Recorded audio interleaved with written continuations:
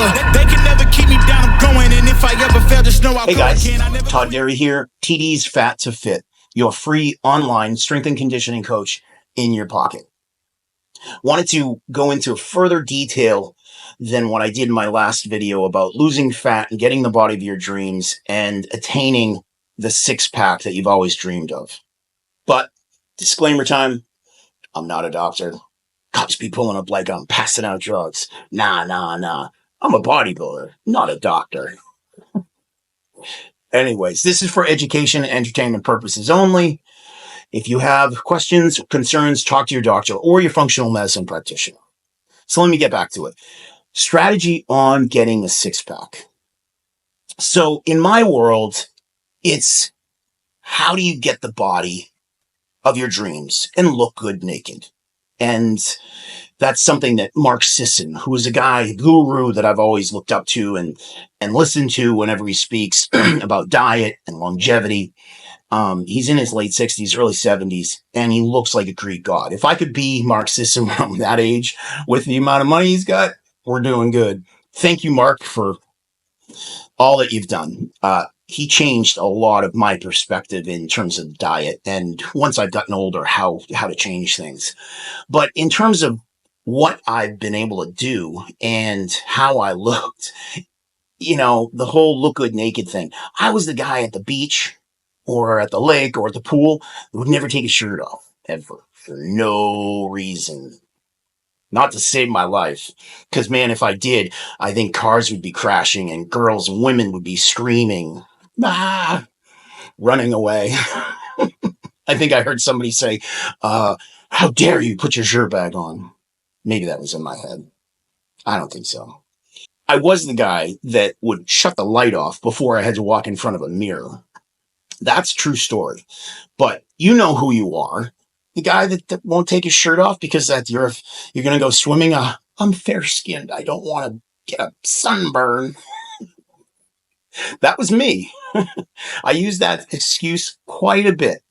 Nobody ever saw me without a shirt on, especially in the summer. Nope. I might get a sunburn. My point is that if you got to achieve abs like this, right? Recent picture. How do you do it? What do you got to do? How many hours of sit-ups and crunches? How many hours a week do you have to train your abs to finally get them? Any idea as to what did I do to achieve this? Any clue? How about zero? None. Never. I don't do abs. I've won multiple titles in bodybuilding without doing abs. You don't need to. You don't get abs in the gym. You get abs in the kitchen. The point is that you can sit here and do abs all day long. Kind of like doing cardio when you're fat. It just doesn't work because they're a thin muscle, right? They're very thin. So you can sit there and do abs all day long. You can have the great abs, but they're under 4 inches of fat. So you can't see them. So unless you get rid of the subcutaneous fat, they're just going to stay hibernating. Like I said in my last video, it just doesn't work that way. The way the body stores fat is by insulin. And as we age, the more sugar we've eaten, the less we've consumed, the less we've burned because of our muscle has not been burning the fat and the sugar out of the muscle. Insulin becomes desensitized. You become insensitive to insulin. And it starts to reject it. So it stores it in the liver. And then you get non-alcoholic fatty liver disease. Something that is brand new in our medical literature. It's never happened in human history. Non-alcoholic fatty liver disease. I had it. A lot of people have it. More than you know. If you're probably 50 pounds overweight, you probably have fatty liver disease. But the way you get rid of it is stop eating carbohydrates. And it goes away because the body starts to say, okay, I can't store it in the muscle anymore. It's not being used. I can't store it in the liver anymore. It's not being used there. So it starts to accumulate little fat balls inside the liver. Body says, no mas. So then you start getting fatter and fatter. And all the sugar, the glucose, starts to turn into triglycerides and stored as future energy for the rainy day that never comes because there's McDonald's and Dunkin' Donuts on every corner. Those bagels are good. I used to say, back when I was 320 pounds, if I can have a bagel, egg, and cheese every morning for the rest of my life, I'll be happy. Oh, God, bagels are so good. Now it's butter and eggs. They're just as good. Very happy to say that, too. So back to my point is you need to resensitize your body to insulin. And by doing that, you need to increase muscle mass, increase the amount of places you can store sugar, and the more motors that you have running, the more fat is metabolized because you're lowering your sugar amount. So the stored fat in your body then starts to get used as fuel.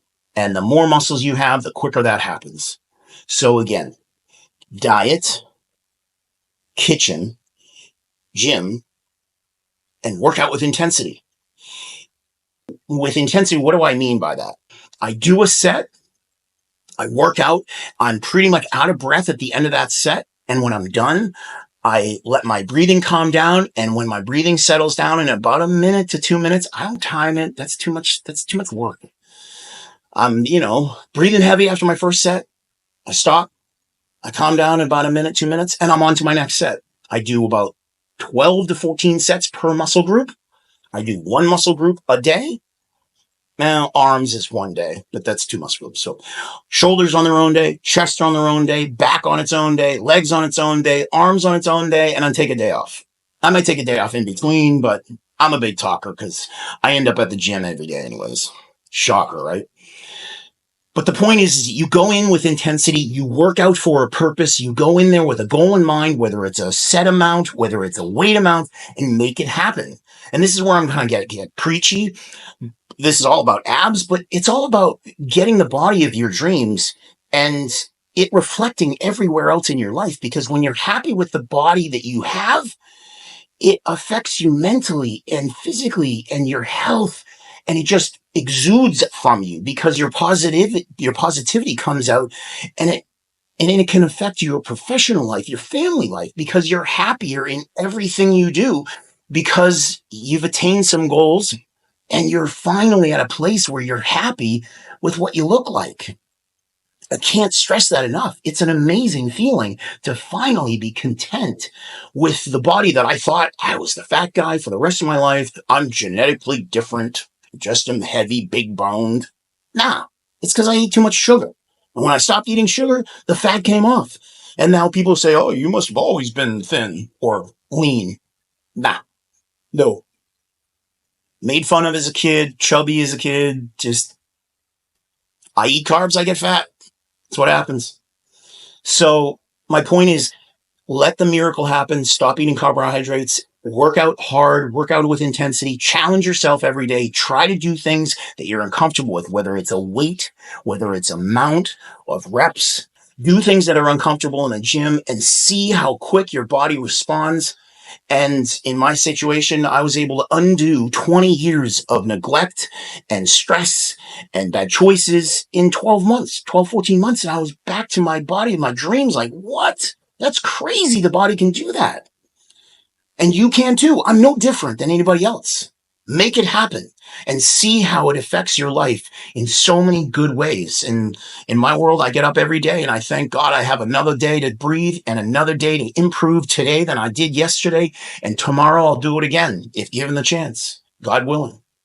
So with that said, intensity in the gym, work out hard, don't eat carbs and sugar, stop doing sit-ups if you think you're going to get abs by sit-ups and crunches. You want to do them, fine, just like cardio. You want to do it, have a blast, but don't expect huge results if you have a lot to lose. It just it's not worth it. You're much better off putting more energy in the gym and doing more weights and more exercises that are much more difficult and intense than walking on a treadmill at 4 miles an hour for an hour and a half. God damn. Or doing 1,000 sit-ups, which you're never going to see if you don't change the kitchen. If you don't change what you do in the kitchen, you're never going to see all of that hard work for what? And as I've always said, you're in the gym to look better and feel better. And if you can't look or feel better, then why are you there? Go in there, have a purpose, set your goals, achieve them, and get out. My name is Todd Derry. This is TD's Fat to Fit. I'll talk Oh to you. yeah, whoa, look, they can never keep me down, I'm going, and if I ever fail, just know I'll go again.